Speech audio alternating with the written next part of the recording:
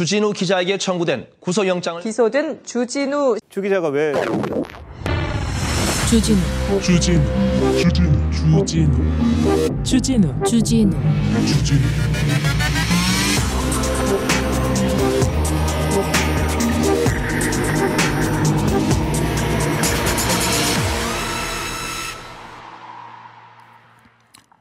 주진우 어린이는 문제아동이었습니다. 반항하고 방황하고 그러다가 문제 소년이 됐고요. 그러다가 문제 청년이 됩니다. 기자가 돼서도 그렇게 달라지진 않았습니다. 계속 고민하고 방황하고 그랬습니다. 그러다가 함세웅 신부님을 만났습니다. 함세웅 신부님을 만난 것은 저한테 엄청난 축복이었습니다. 신부님의 말과 삶 그리고 결단은 항상 저를 되돌아보고 깨우치게 했습니다. 돈 명예가 아니라 가치와 신념을 생각하게 했습니다. 아, 신부님은 우리 곁에 온 천사구나 이런 생각을 할 때쯤 가끔 욕을 하셨어요. 그래가지고 제가 그렇게 천사는 아니구나 그런 생각을 했습니다. 여기는 순수 음악방송 아닌 밤중에 주진우입니다.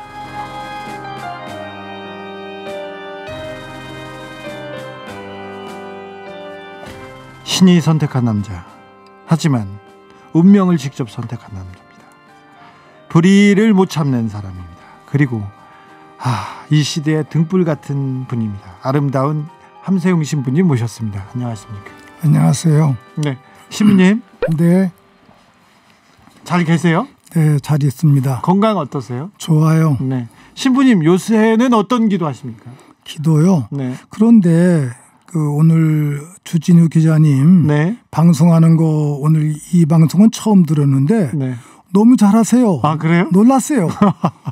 그냥 부끄럽습니다. 아니 옛날에 낙곰수 할 때 또 이렇게 들었는데 그때하고 전혀 다르고 이제 전문 방송인이 되신 것 같아요. 아니요, 이거는 이 길로 대기만성하십시오. 아닙니다. 여기는 채권 채무를 상담하는 순수 음악 방송입니다. 채권 채무가 네.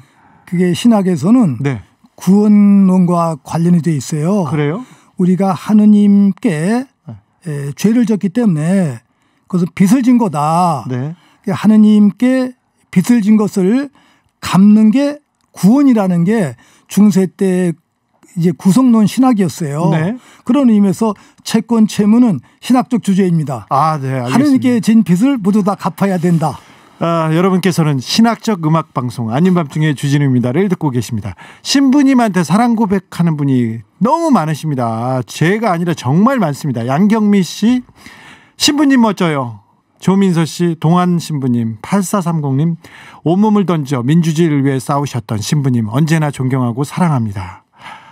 고문 후유증으로 추위 많이 타시는데 하필 제일 추운 날 오시다니 덕분에 저의 마음은 따뜻해졌습니다. 감사합니다. 이렇게 인사하시네요. 고맙습니다. 네. 모든 분들께 사랑과 존경 감사를 드립니다. 네. 이렇게 험한 방송에 나오게 됐냐면서 질문이 많이 오고 있는데 6180님 이런 질문 왔습니다. 두 분은 어떻게 만나게 되신 건가요? 네, 제가 제기동 성당에 있을 때 2003년 4년경 같아요. 네. 그때 이제 주진우 기자님을 우리 안중의사기념사업회에 같이 일하고 있던 그 사무총장 윤원일 교수님이 이렇게 같이 오셨어요. 그래서 처음 만났는데 제가 조금 놀라고 신기했던 거는 그 당시에 주진우 기자님 나이가 29살이었던 것 같은데 고등학교를 가겠다고 네. 고등학교 입학을 소개해달라고 그러는 거예요. 그래서 머리도 저렇게 긴 분이 전 머리를 어떻게 깎나 걱정을 해서 왜 고등학교를 가시려고 그래서요. 제가 질문을 드렸어요. 그때 왕따 문제가 컸고요. 학교 폭력 때문에 네. 여러 살인 사건이 일어나고 자살이 속출하고 있었어요. 그런데 제가 문제아였는데 제가 이해하기도 그때 고등학교생을 이해할 수가 없더라고요. 그래서 제가 좀 가까이 취재하고 싶다고 했어요. 글쎄 제가 그걸 놀랬던 거는 그런 배경은 몰랐었는데 고등학생이 돼야지 학생들과 함께 살아야지 그 학생들 문화를 알고 학생들과 친구가 되면서 그들의 고민을 함께 풀어나갈 수 있다는 그 말에 그것도 신학적 접근이다.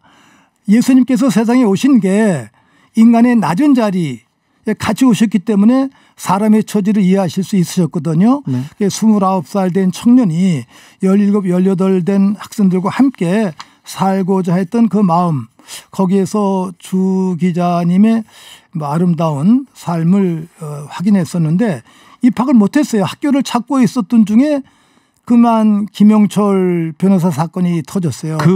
그건 이유였고요. 네. 신부님 좀 아니에요? 좀 나중입니다. 나중이군요. 신부님 사실은 그 아이들을 열심히 탐사보도 해보겠다는 생각도 있었고요. 사실은 회사 다니기 싫어가지고 학교에 대신 가면 어떨까 이런 생각도 했습니다.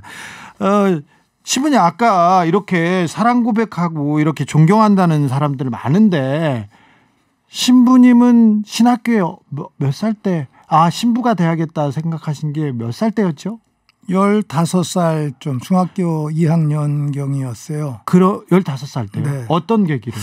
제가 용산 성당에 다녔었는데 새로 오신 그 조창희 신부님이라고 지금 104살 되셨어요. 지금 살아계세요? 영천에 살아계시는데 네. 그 신부님께서 군종에서 일하시다가 우리 성당에 오셨는데 저희들 놀고 있는데 너희들 신학교 갈 사람들은 원하는 사람 얘기해라 그러셨어요. 처음에는 신학교 갈 뜻이 별로 없었는데 신부님을 따라서 11월 2일 죽은 사람들 위해서 기도하는 날이에요. 우리 가톨릭에서는 우리 추석과 비슷한 의미가 있는 날인데 그때 오늘 그 잠실 지역, 잠원동 지역, 논현동 지역이 공동 묘지였어요. 가톨릭에. 네, 그래요? 논현동이요? 네, 그 서빙고에서 배를 타고 네. 그 응급이 그 묘지에 가서 미사를 봉헌하고 제가 복사를 했는데 네. 그 묘지 앞에서 지내는 이제 미사가 좀 색다르고 멋있더라고요. 네. 미사 봉헌하고 끝나고 이렇게 묘지를 다 둘러보는데 55년, 56년경이었으니까 6.25의 좀 흔적도 남아있을 때였잖아요. 그때 인생의 무상함이랄까 이런 게 문득 생각나면서 15살 나도 사제가 되고 싶다라는 생각을 갖게 되었어요. 예. 신부님과 대화를 나누면서 그 다음에 신학교 가게 되었습니다. 저는 15살 때 어머니한테 하얀색 가죽 운동화 사달라고 막 졸랐었는데. 그건 연예인이 되실 분이시니까. 아니 그건 아니고요. 신부님 네. 그럼 15살 때 중2 때 사제가 돼야겠다고 생각했는데 그럼 그 전에 첫사랑 경험이 있으신가요? 누구 좋아하던 사람이 있나요? 중학교 2학년 때 첫사랑 얘기겠어요. 다 좋죠. 저는 그 전에도 선생님도 좋고 네. 여자 친구들 좋고 그런 정도지 그걸 첫사랑이라고 말할 수는 없을 것 같아요. 그렇습니다. 네. 근데 그러면 신부님을 좋아하던 사람은요? 저를 좋아하는 분들, 네. 그분들 위해서 제가 고맙다 그러고 기도드리죠. 아니 그거 말고요. 이제 사제가 되거나 사실 신부님 주변에 많은 분들이 있잖아요. 네. 그 사랑한다고 그런 고백도 받고 그러시진 않으셨어요? 고백까지는 아니지만 네. 사랑을 느끼는데 이렇게 네. 그러면 저희들이 신학교 교육을 받을 때는 항상 이렇게 선을 치는 걸 배워요. 네. 그래서 일정한 그 간격은 못 넘어오게 하니까 그거는 하느님의 영역이거든요. 아니 근데 사랑은 하느님의 영역인데 신부님이 너무 좋아요, 너무 사랑해요, 막 그런 그 사제가 그런 근데 저희 때는 신자가 있으면 저희 때 그런 사람이 별로 없었어요. 없었어요? 예. 아니 그래도 알잖아요. 저 신자가 신부님 너무 사랑해요, 너무 좋아요 그런 사람이 있었을 것 같아요. 그러면 하느님을 사랑합시다 그러죠. 그러셨어요? 예. 그런데 우리 신부님, 네. 신부님은 사제가 됐습니다. 신학교를 나오시고요. 그리고는 이태리에 유학을 다녀오시고요. 프랑스에서도 유학하셨죠? 프랑스는 이제 여름 방학 때 네. 이제 불어 배우러 서머스쿨에 갔었죠. 네. 그리고 유학하고 돌아왔는데 그 이후부터는 우리 신부님은 정의사제가 돼서요. 정의사제가 돼서 보통 신부님과 다른 길을 걷습니다. 그래서 지금은 친부 김명사전에 제일 먼저 줄에 종북 신부의 종북 인사의 제일 첫 번째 이름을 올리는 민주 신부님이 되셨습니다. 어떻게 이렇게 신부님의 길이 이쪽으로 걷게 되는 거였죠? 그건 그 사회적 평가인데 네. 그 부분은 나중에 다시 종합이 될 것 같은데 저는 이제 유학하고 끝나고 와서 성당에서 일하면서 가톨릭 대학 신학대학에서 역사 신학 교부학을 강의했었는데 제 꿈은 교수였어요. 예. 신학생들을 하고 같이 지내면서 또 학교에서 지내는 삶이 참 아름다웠었는데 그만 뜻하지 않게 73년 그 전해 73년에 연희동 성당 보좌로 있을 때 김대중 전 대통령 네. 그 당시 김대중 씨가 일본에서 납치당해서 오셨어요. 그래서 저 동교동 집에 가택연금 되셨죠. 제가 연희동 성당 이제 보좌 신부였기 때문에 가서 방문해드리고 기도도 하고 봉송체를 해드리러 다녔는데 정부부원들이 다 차단하고 예. 또 제가 좀 끌려다니고 막 그런 적이 있었어요. 그래서 네. 야 이건 이상하다. 종교적인 책무를 수행하는데 이렇게 방해하고 또 압박할 수 있는가. 그런 데서 이제 큰 성취적 아픔을 체험했었고 그 다음 해에 이제 이른바 민초학령 사건을 통해서 우리 지학순 주교님이 구속이 되셨잖아요. 네.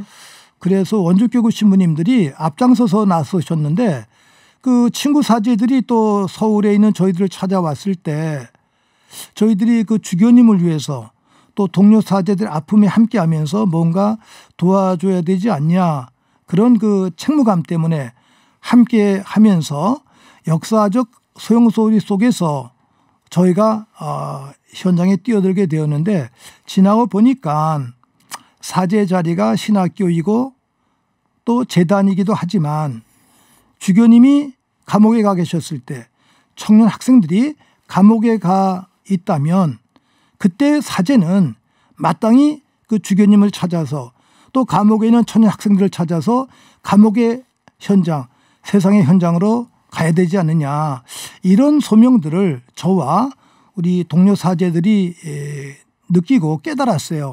그래서 이제 역사의 현장으로 나오게 된 것이었죠. 뭐 저희들이 뜻을 가지고 민주화에 뛰어든 것이 아니라 우리 시대 어려운 시대가 우리를 신학교에서 또는 성당에서 역사의 현장 세상의 현장으로 이끌어냈습니다.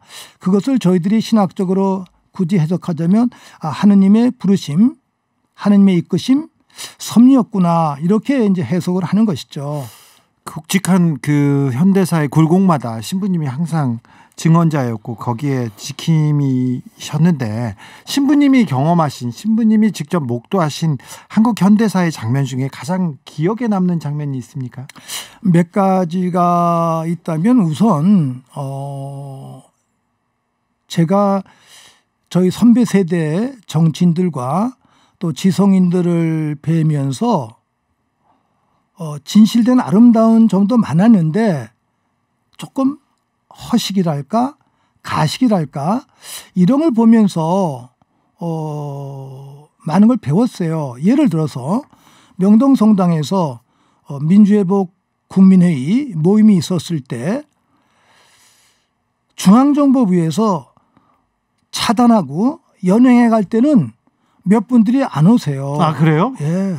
같이 회의하고 뭐 민주화 운동에서 외치다가 연행될 때 잡혀갈 때는 몇 분이 안 오세요. 그러세요. 그분들 안 해요. 그런데 네. 이제 그런 일이 없을 때 네.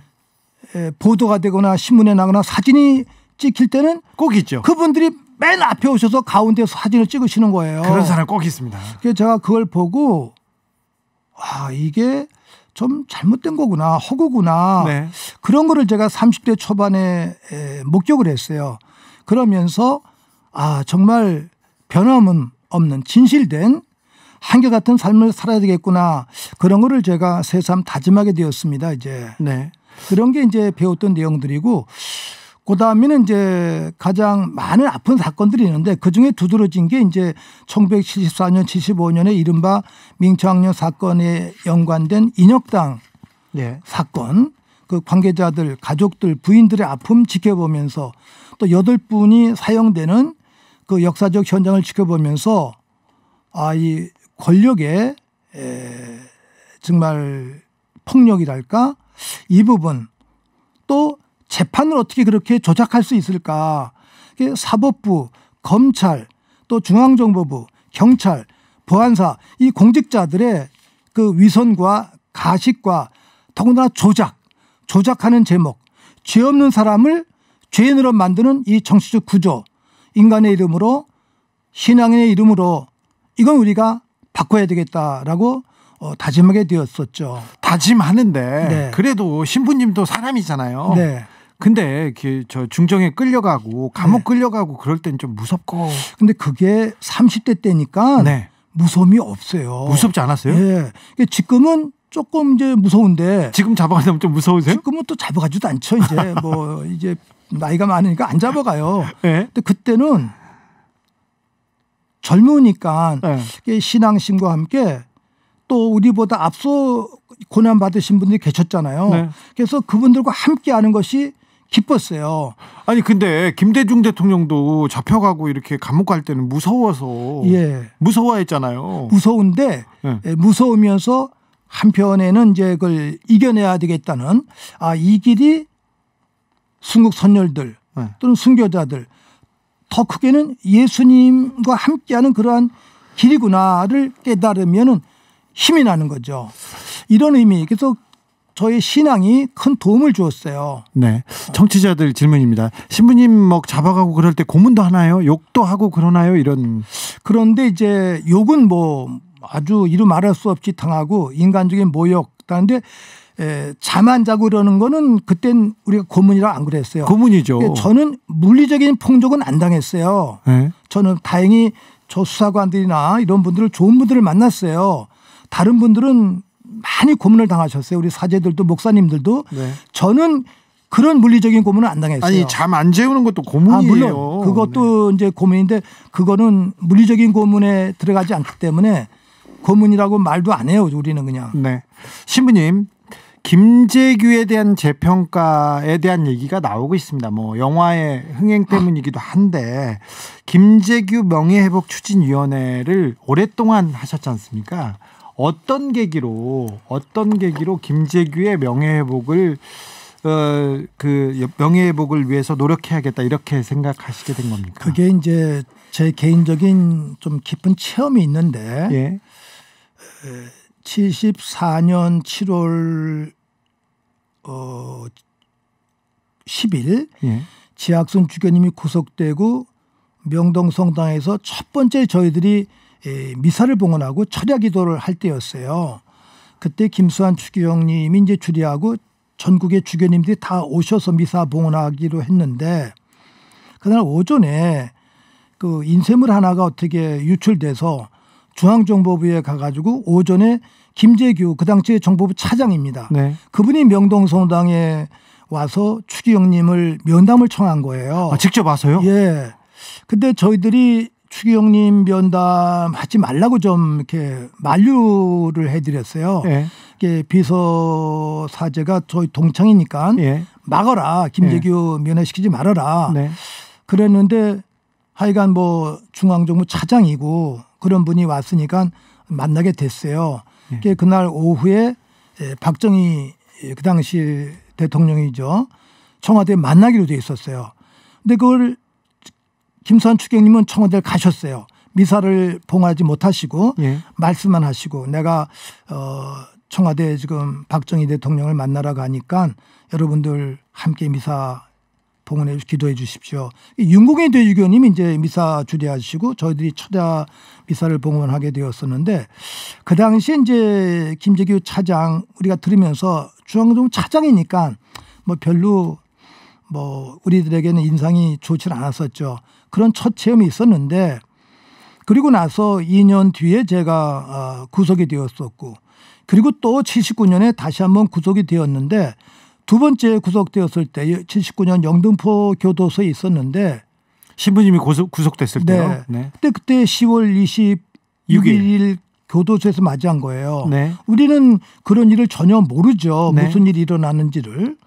근데 10월 27일 아침인데 영등포 교도소가 막 비상이에요. 네. 교도관들이 다 군복을 입고 그날 작업도 통제하고 다 방에서 못 나가게 하고 이상하다 그러던 차에 너무 답답하니까 제가 교도관께 호소해서 나 저 앞에 물 좀 들어 가게 해달라고 그랬더니 저는 이제 혼자 있으니까 못 나가게 해요. 예. 안 된다고 물 떠다 주겠다고 그래서 좀 답답하니까 오늘만큼은 나 좀 물 들어 가겠다고 사정했더니 저보고 허락을 해 주셨어요. 그분이.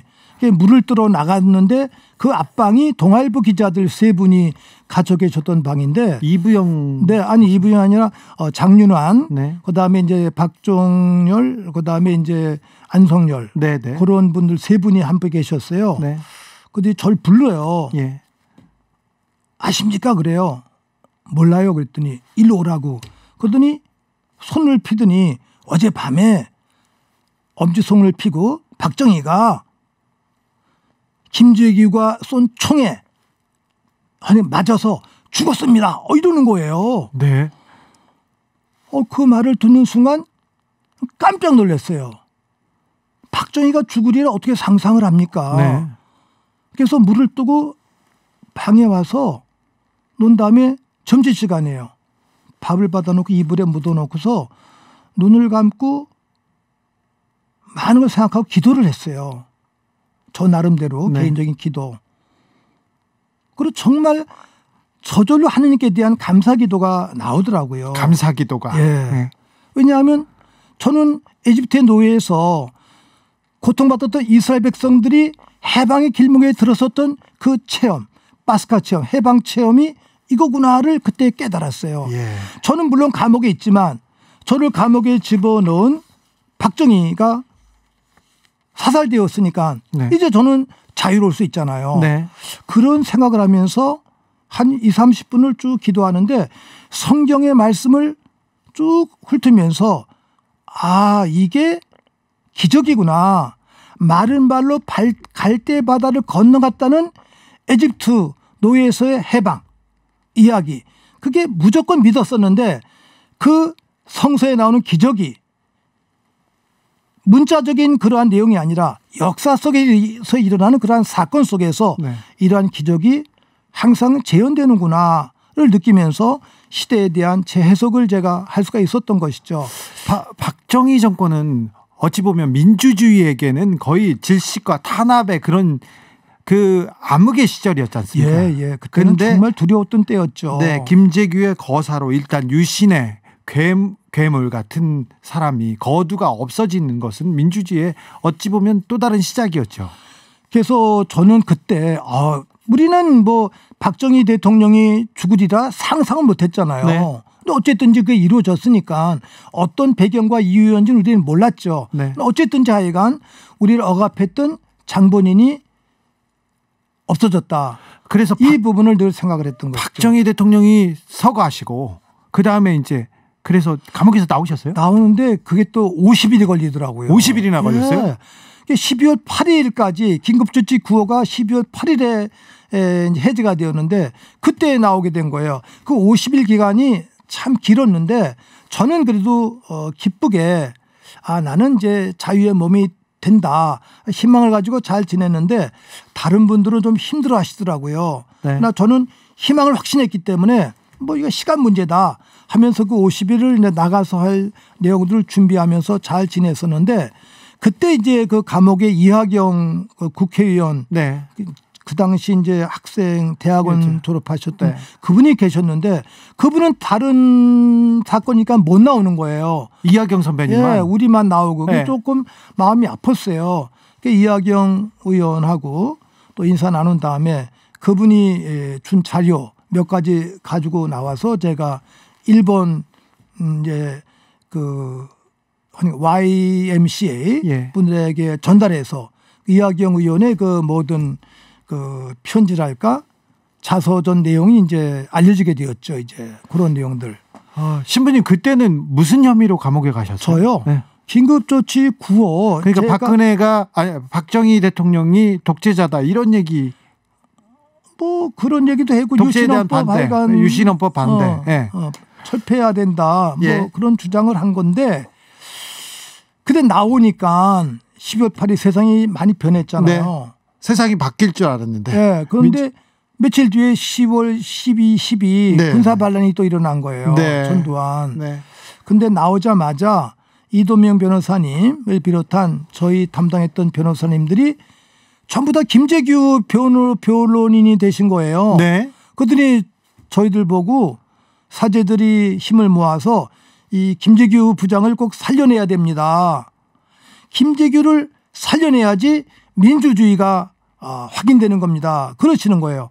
그래서 이제 그 뒤에 우리 수도자들, 사제들, 신자들하고 힘을 모아서 김재규 부장과 그 일행들을 위한 구명운동을 우리가 펼쳤던 것이죠. 노래 한 곡 듣고 와서 김재규 장군 규명운동을 펼치게 된 함세웅 신부님의 이 얘기가 들어갑니다. 신부님, 그때 그 사람이라고 심수봉이라는 가수가 있습니다.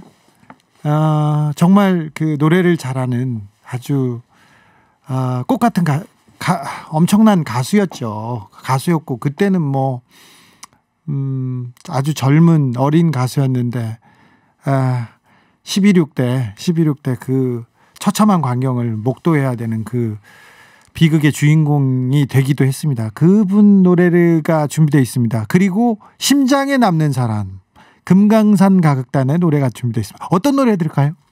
심장에 남는 사람. 함세웅 신부님께서 여러분께 띄워보냅니다.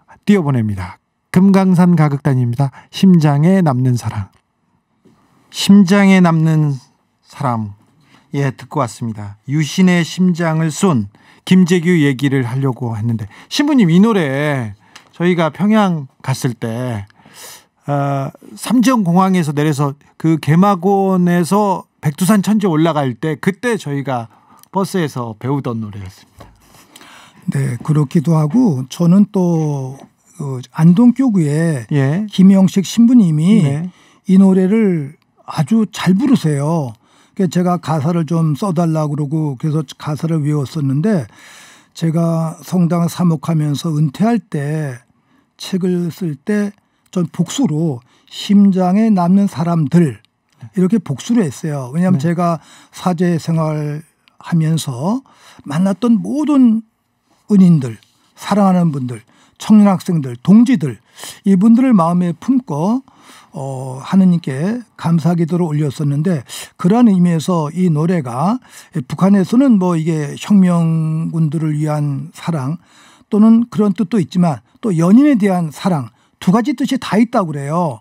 북한 사회가 인간적인 사랑을 통해서 변화되는 것을 표시한 사랑 이 노래라고 그래서 이 노래가 지니고 있는 뜻이 참 좋구나. 그래서 제가 관심을 갖고 늘 함께 부르고 있습니다. 이제 다시 김재규 얘기로 좀 넘어가겠습니다. 개미 같은 배짱이님, 함세웅 그 이름만으로도 뿌듯합니다. 6.29에 넥타이 빼면서 맨 뒷줄에서 따랐던 것이 제가 살아가면서 잘했던 일 중에 하나랍니다. 고맙습니다. 이렇게 보내주셨네요. 네. 뭉클하네요. 고맙습니다. 실성사이다님, 신부님은 박정희 욕을 어떻게 하셨을까요? 네, 잘하셨습니다. 막 하셨습니다. 그건 제가 압니다. 박민지님, 신부님 이야기만으로도 영화가 흐르는 듯합니다. 이런 얘기합니다. 신부님, 김재규는 의인입니까? 의인이죠. 네, 김재규는 그런데 유신의 은혜를 혜택을 받은 정권의 2인자 아니었습니까? 이런 비난이 있습니다. 물론이죠. 그렇게 뭐 비난을 마땅히 해야 됩니다. 네. 그럼에도 불구하고 제가 김재규 부장, 전 부장이라고 부르는데 네. 그분 자신은 장군이라고 부르기를 원하셨어요. 네.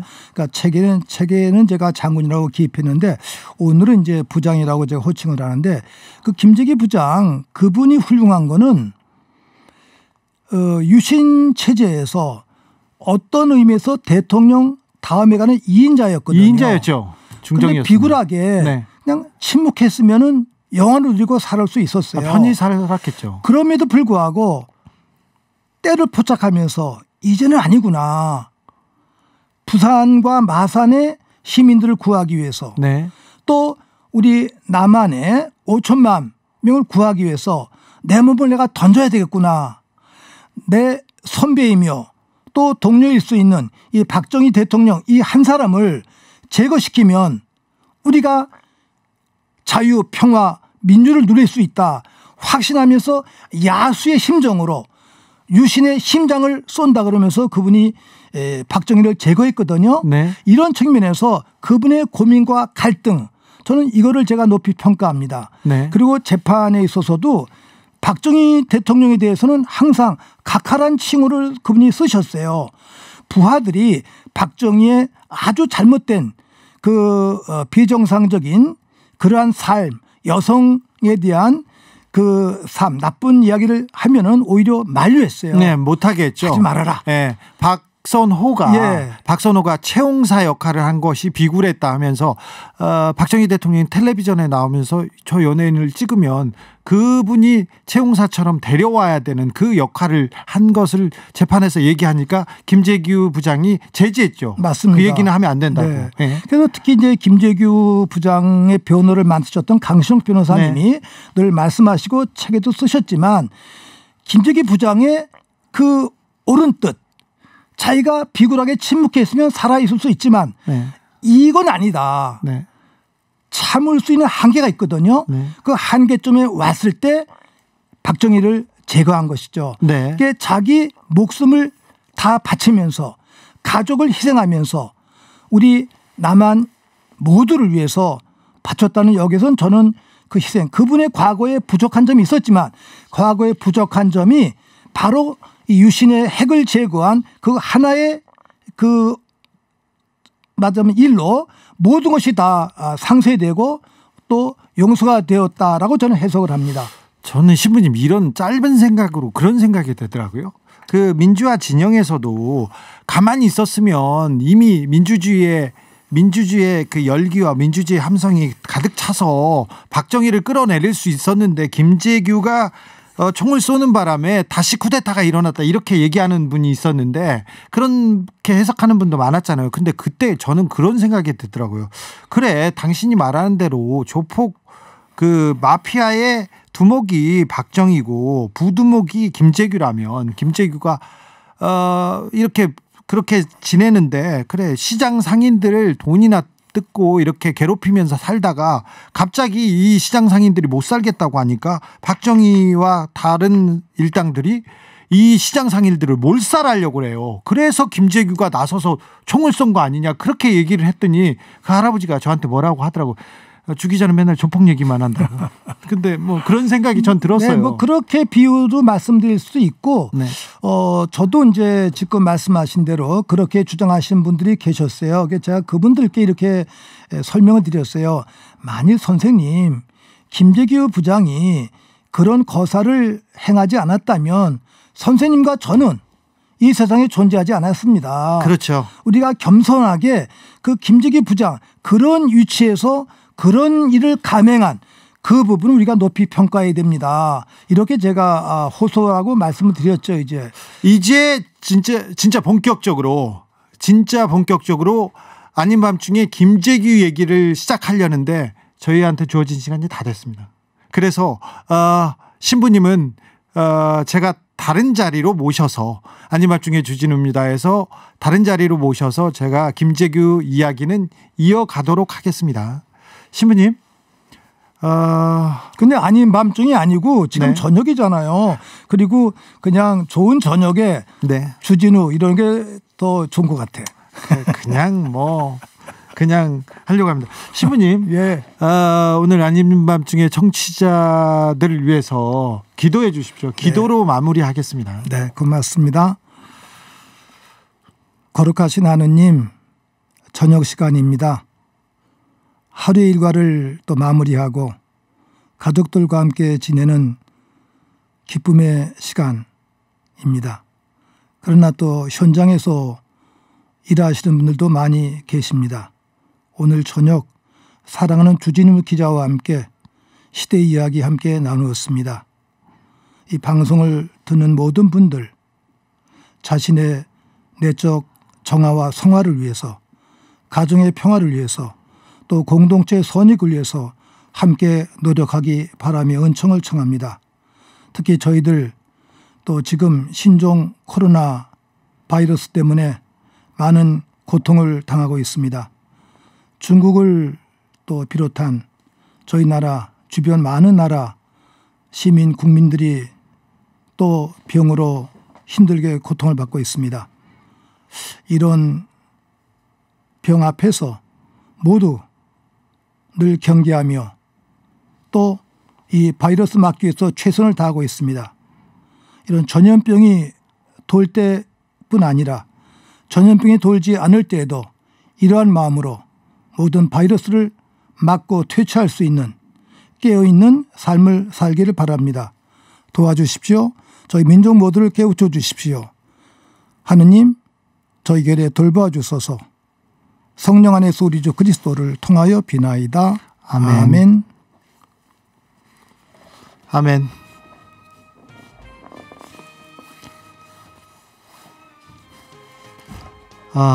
몰랐습니다. 정말이지 너무 다 몰랐습니다. 이렇게 얘기하시는 분이 있었고요. 또 나와주세요. 신부님 한 번으로는 절대 안 됩니다. 이렇게 얘기하셨습니다. 네, 신부님 모셔서 한국 현대사의 가장 결정적인 장면 11.6가 김재규의 재평가에 대해서 얘기 이어가겠습니다. 오늘은 마지막 노래는 최희준의 하숙생입니다. 신부님 신청곡 들으면서 저는 여기서 인사드리겠습니다. 아닌 밤중에 주진우입니다. 신부님 곧 바로 모시겠습니다. 감사합니다, 신부님. 네, 고맙습니다. 주진우 기자님 영원하십시오. 감사합니다.